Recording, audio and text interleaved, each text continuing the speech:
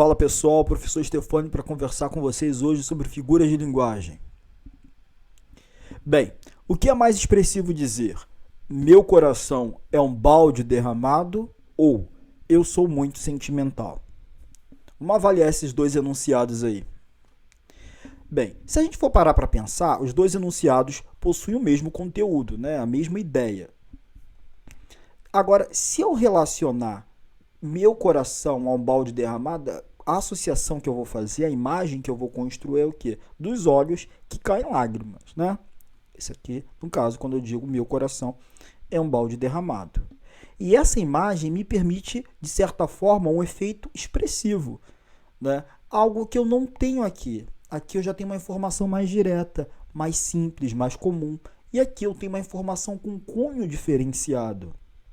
Certo? Então, quando eu tenho essa aproximação do enunciado com uma imagem, né, e essa imagem permite um determinado efeito que desloca esse enunciado, né, do comum, do simplório, do banal, eu posso dizer que esse enunciado é um enunciado com figura de linguagem. Então, o enunciado meu coração é um balde derramado é um enunciado marcado por figuras.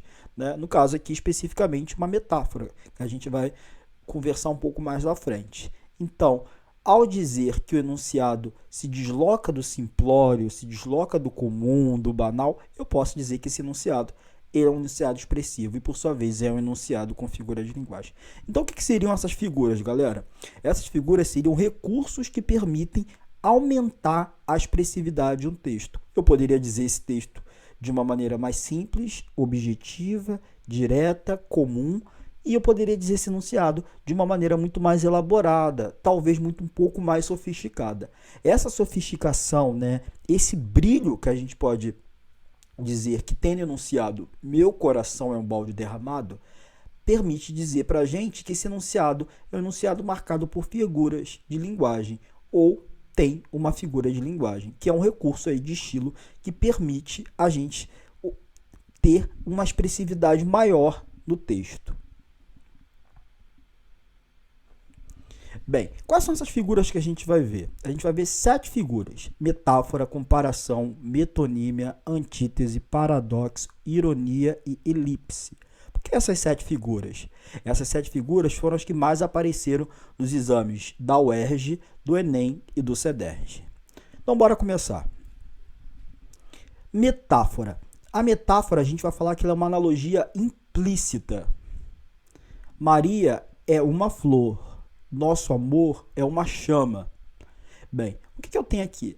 Eu estou aproximando a ideia de Maria à flor. Ambas são delicadas, cheirosa, bonita.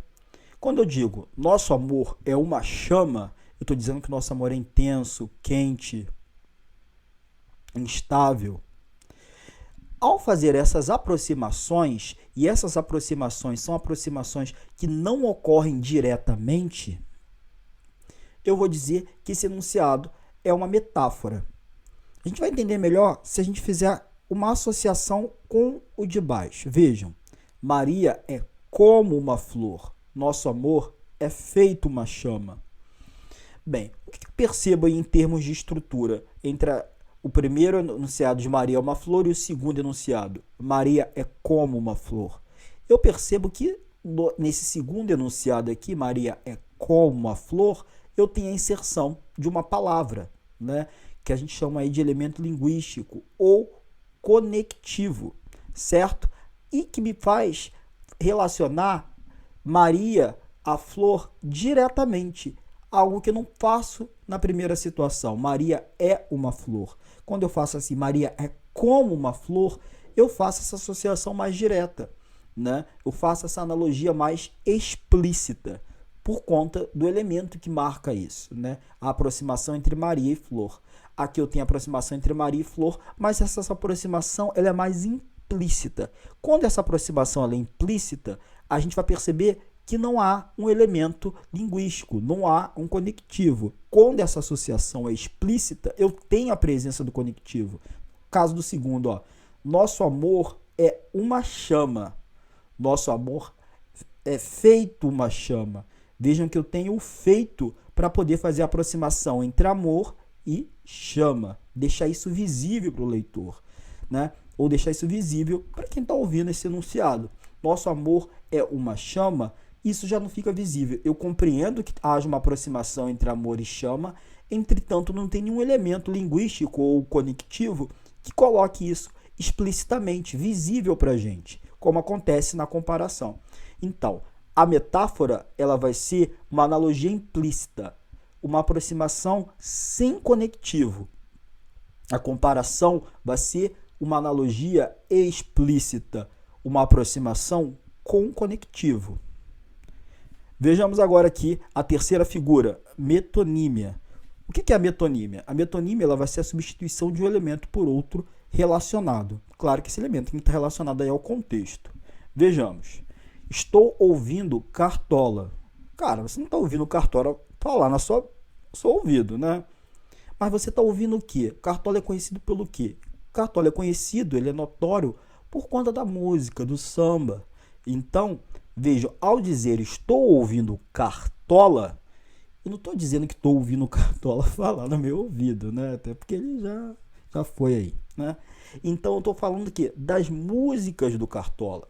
Em vez de eu dizer estou ouvindo músicas do Cartola, eu digo que estou ouvindo Cartola. Eu substituo músicas do Cartola por Cartola. Essa substituição é o que a gente chama de metonímia. Onde João está estacionado? Bem, João estacionado, como assim? Mas você sabe, né, que o João tem um carro ou tem uma moto. Em vez de eu dizer onde está estacionado o carro do João, eu digo o quê? Onde João está estacionado. Nesse caso aqui, eu também tenho uma substituição de um elemento por outro. Aqui a gente está falando de metonímia. Mais um exemplo de metonímia aí. Comi 3 pratos. Pratos, não necessariamente você pegou o prato e colocou na boca, até porque não vai rolar muito, né?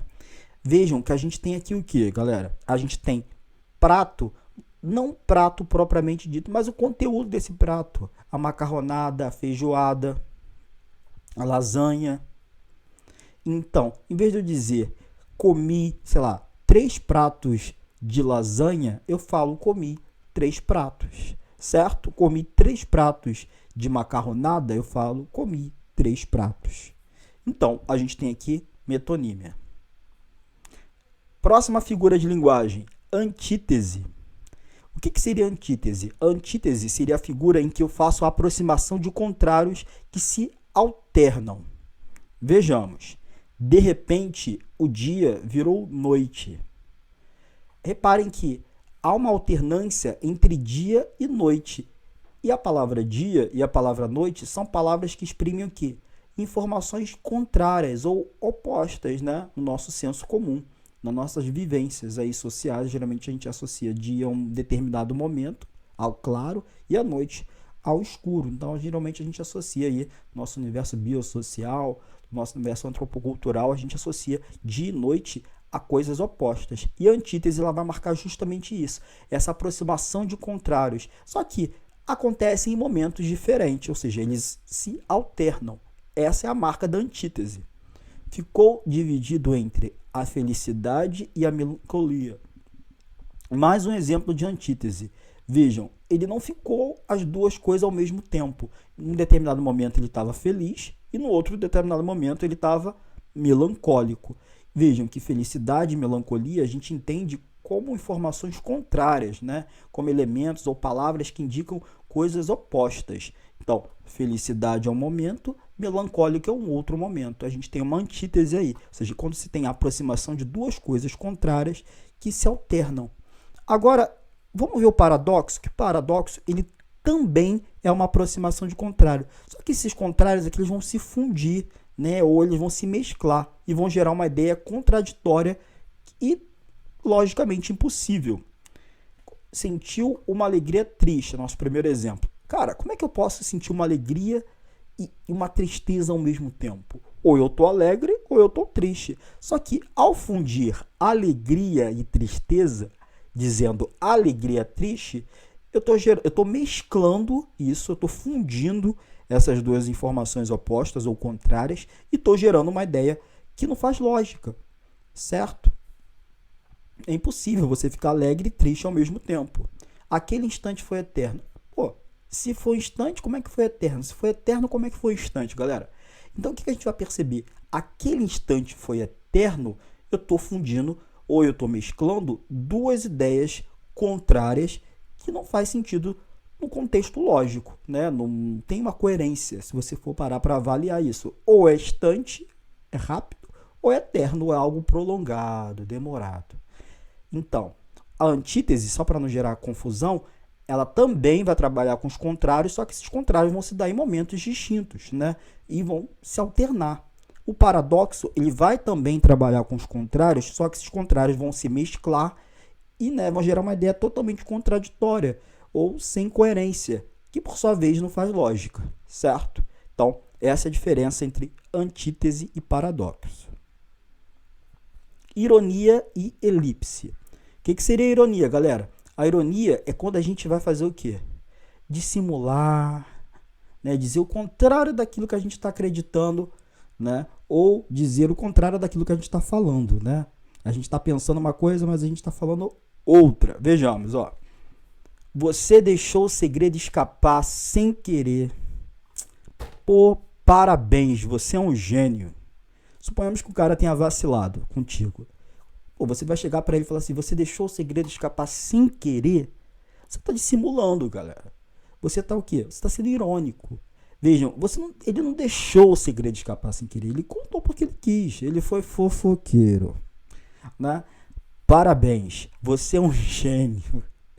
Cara, se eu tô dizendo você é um gênio num contexto em que o cara também tá vacilando, eu tô dizendo o contrário daquilo que eu tô falando ou praticando. Eu tô sendo irônico, né? O cara não é um gênio, o cara deu uma vacilada feia aí.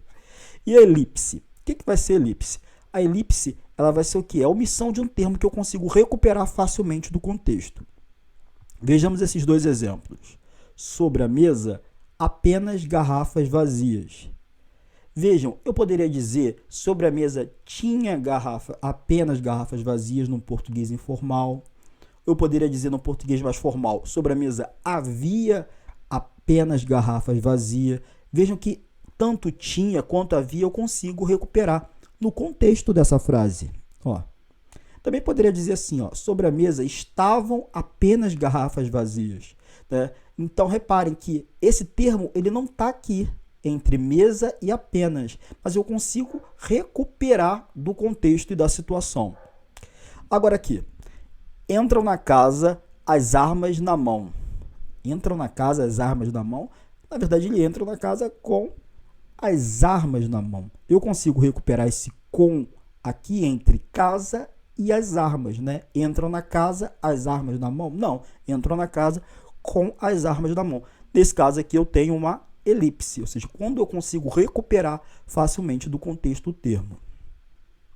Para resumir e fechar, metáfora é quando eu tenho uma analogia implícita, sem conectivo. Comparação é quando eu tenho uma analogia explícita, com conectivo. Metonímia é quando eu substituo um elemento por outro relacionado. Antítese é quando eu aproximo algo contrário e esses contrários se alternam. Paradoxo é quando eu faço também essa aproximação de contrário, eles se fundem e geram uma ideia contraditória e logicamente impossível. E ironia é dizer o contrário daquilo que se acredita, né? Daquilo que se fala, meio que dissimulo aquilo que eu estou falando. E elipse é quando tem uma omissão de um termo facilmente recuperável no contexto. Abraços e até a próxima.